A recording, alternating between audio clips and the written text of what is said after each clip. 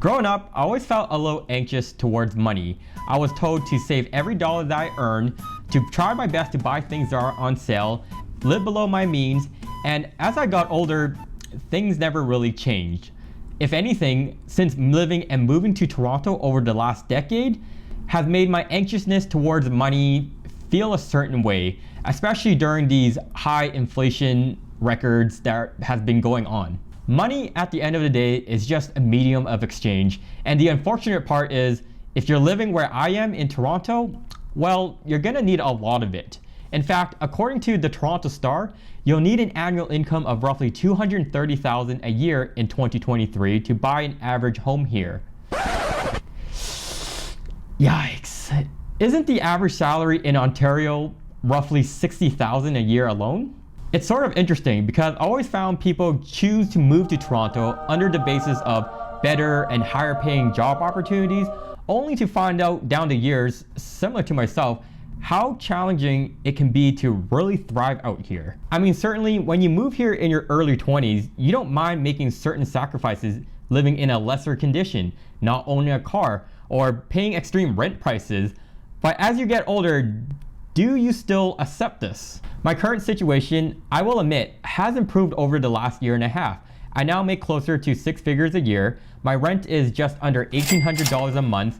And at this point, you might be thinking, I should be thriving out here. And I have to say, unfortunately, that's not exactly the case after factoring all the other expenses that I have, from internet, food, phone.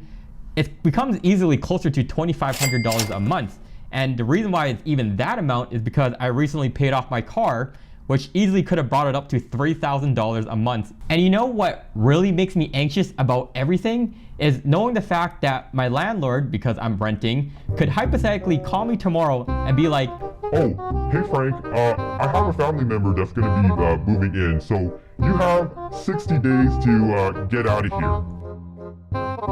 And yeah, it's quite ridiculous, but the reality is basically every person that's renting out in Toronto is one job layoff away or one eviction notice away from being booted out of the city altogether. Don't take my word for it. Let's hear what the locals of Toronto have to say for how much a single person has to make to live comfortably out here. How much do you make living in Toronto, and do you feel you can live comfortably? Probably around 30 to 40. I'm a student, so I'd probably say around like the 75K mark. At least 75K a year, and that's like still middle class. with the rent right now, I think you should be at least making like 70,000 a year. So I'm a student, and obviously I cannot live comfortably in Toronto. I make like 30 to 25K a year, and I'm like scraping. So it sort of sounds like that $75,000 mark seems to be the magic number that a lot of locals in Toronto thinks you need to live comfortably out here. And using this basic tax calculator that I found online, a 75K salary, what you'll net after deductions is about $4,500 on a monthly basis, which is pretty good actually. Oh, but nothing to worry about because a 1-bedroom out here is only $2,600 a month, which means putting a roof over your head is about 60% of your net monthly paycheck. And that does include your other expenses like going out, internet. And I guess if you factor all those things, it probably becomes closer to just as much as you make. But I guess it really depends on how much a person values saving. Many people out here save money to one day buy real estate and escape this rental rat race. And it wasn't until that I considered buying real estate myself that I really started to notice how unaffordable it is to live in Toronto in the long run. I mean, sure, if I really want to, I could empty out my entire bank account and buy myself a 1-bedroom for $500,000. But did I really just buy myself a 500 square shoebox for $500,000?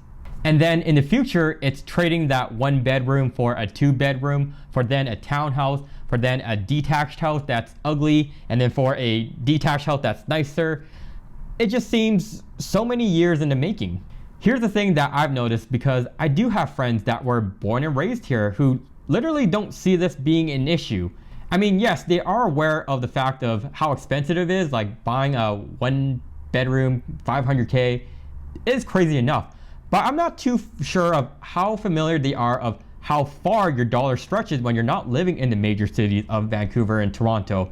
And at the same time, because that's the reality, I don't blame them, because being born and raised here, you kind of just see this is just how it is. My personal problem is because I lived in Winnipeg, because I lived in Calgary, I do understand how far your dollar stretches, and living in Toronto seems like just living life on hard mode. The Toronto Real Estate Board released their October market report, and it's quite sad to see how unaffordable it is to live out here.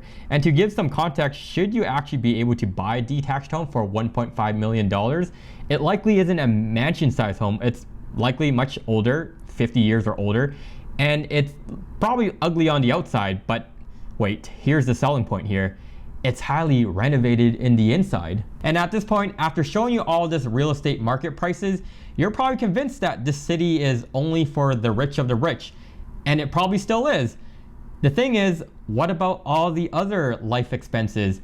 Whether that's wanting to have pets, marriage, potentially having kids, because surely your $700K condo isn't already eating up most of your bank account, right?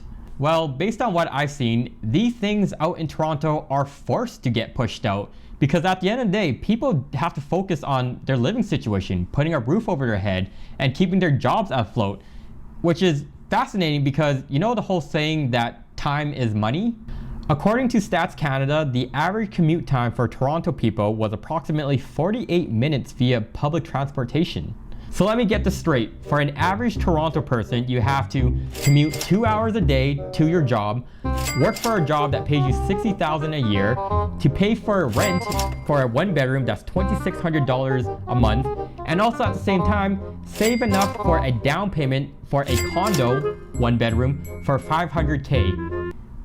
Just saying this out loud just sounds crazy enough, or am I just feeling poor and anxious about money in Toronto? What do I have to say about all of this? And is Toronto a place to move or live in this post-pandemic era? I would probably say no, unless you have a super high-paying job, and even then that's kind of questionable in my opinion. You have family out here, or you're here for school.